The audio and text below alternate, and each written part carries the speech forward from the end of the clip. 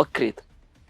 20 ಕೋಟಿ ಭಾರತೀಯ ಮುಸ್ಲಿಮರು ಬಕ್ರೀದ್ ಹಬ್ಬವನ್ನ ಆಚರಿಸ್ತಾರೆ. ಅದರಲ್ಲಿ ಅಂದ್ರೆ ಅಂದಾಜು ಕೇವಲ 8ರಿಂದ 10% ಮುಸ್ಲಿಮರು 10,000ದಿಂದ 50,000 ರೂಪಾಯಿ ಬೆಲೆಯ ಆಡುಗಳು, ಕುರಿಗಳನ್ನ ಬಕ್ರೀದ್ ಹಬ್ಬಕ್ಕೆ ಬಲಿ ಕೊಡ್ತಾರೆ. ಪ್ರತಿ ಪ್ರಾಣಿಗೆ ಸರಾಸರಿ 20,000 ರೂಪಾಯಿ ಬೆಲೆ ಅಂತ ಅನ್ಕೊಂಡ್ರು ಕೂಡ 2 ಕೋಟಿ ಜನ ರೂಪಾಯಿ 20,000 ಕೊಟ್ರೆ ಅದು 4 ಲಕ್ಷ ಕೋಟಿ ರೂಪಾಯಿಯ ಬೃಹತ್ ವ್ಯವಹಾರ. ಒಂದು ರಾಜ್ಯದ ಬಜೆಟ್ ಆರ್ಥಿಕ ದೃಷ್ಟಿಕೋನದಿಂದ ಇದು ಯಾರಿಗೆಲ್ಲ ಪ್ರಯೋಜನವಿದೆ ಅಂತ ನೋಡೋದಾದ್ರೆ ಬಕ್ರೀದ್ ಹಬ್ಬಕ್ಕೆ ಬಳಕೆಯಾಗೋದು ಚೈನೀಸ್ ಅಥವಾ ಬಹುರಾಷ್ಟ್ರೀಯ ಉತ್ಪನ್ನಗಳಲ್ಲ, ಬದಲಾಗಿ 100% ದೇಸಿ ಗ್ರಾಮೀಣ ಅರ್ಥಶಾಸ್ತ್ರದ ಸಾಕು ಪ್ರಾಣಿಗಳು.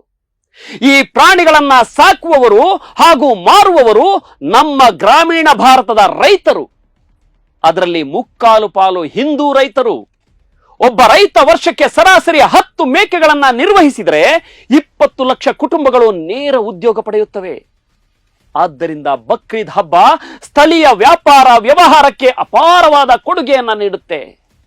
ಜೊತೆಗೆ 4 ಲಕ್ಷ ಕೋಟಿ ರೂಪಾಯಿಗಳ ಆರ್ಥಿಕತೆ ಮತ್ತು ಸುಮಾರು 20 ಲಕ್ಷ ಸಣ್ಣ ರೈತರಿಗೆ ಉದ್ಯೋಗವನ್ನ ಒದಗಿಸುತ್ತದೆ. ಸ್ಪಷ್ಟವಾಗಿ ರೈತರ ಈ ವ್ಯವಹಾರವು ಧರ್ಮವನ್ನ ಆಧರಿಸಿಲ್ಲ. ಆದ್ದರಿಂದ ವಿವಿಧ ಸಮುದಾಯಗಳ ಎಲ್ಲಾ ರೈತರು ಇದರ ಪ್ರಯೋಜನ ಪಡೀತಾರೆ.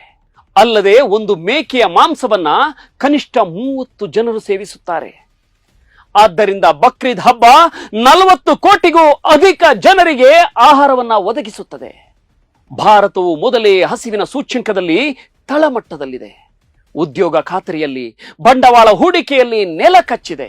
ಹೀಗಿರುವಾಗ ಒಂದೇ ದಿನಕ್ಕೆ 4 ಲಕ್ಷ ಕೋಟಿ ವ್ಯವಹಾರವಾಗುವ ಹಬ್ಬವನ್ನ ಮುಸ್ಲಿಂ ದ್ವೇಷದ ಕಾರಣಕ್ಕೆ ವಿರೋಧ ಮಾಡುವುದು ಒಂದೇ, ತಿನ್ನುವ ಅನ್ನಕ್ಕೆ ಮಣ್ಣು ಹಾಕಿಕೊಳ್ಳುವುದು ಒಂದೇ. ಇಂಥ ಹಬ್ಬಗಳು ದೇಶದ ವಾಣಿಜ್ಯ ಮತ್ತು ಆರ್ಥಿಕ ಅಭಿವೃದ್ಧಿಗೆ ಸಹಕಾರಿಯಾಗುತ್ತದೆ. GDP ಬೆಳವಣಿಗೆ ಮತ್ತು ಉದ್ಯೋಗ ನಿರ್ಮಾಣಕ್ಕೆ ಪ್ರಮುಖ ಕೊಡುಗೆ ನೀಡುತ್ತವೆ. ಇಂಥ ವಾಸ್ತವಾಂಶವನ್ನ ಅರ್ಥ ಮಾಡಿಕೊಂಡು ಕೋಮುವಾದಿ ಪಕ್ಷಗಳ ಎಂಜಲು ತಿಂದು ಜನಗಳ ಮೇಲೆ ವಾಮಿಟ್ ಮಾಡಿಕೊಳ್ಳುವ ಈ ಮಾನಗೇಡಿ ಮಾಧ್ಯಮಗಳಿಂದ ಅಂತರ ಕಾಪಾಡಿಕೊಳ್ಳುವುದು ಎಲ್ಲ ನಿಜವಾದ ಭಾರತೀಯರ ತುರ್ತು ಅಲ್ವಾ? ಯೋಚಿಸಿ. ನೋಡ್ತಾ ಇರಿ ಸಮ ಸಮಾಜಕ್ಕಾಗಿ ಕನ್ನಡ ನ್ಯೂಸ್. ನಮಸ್ಕಾರ.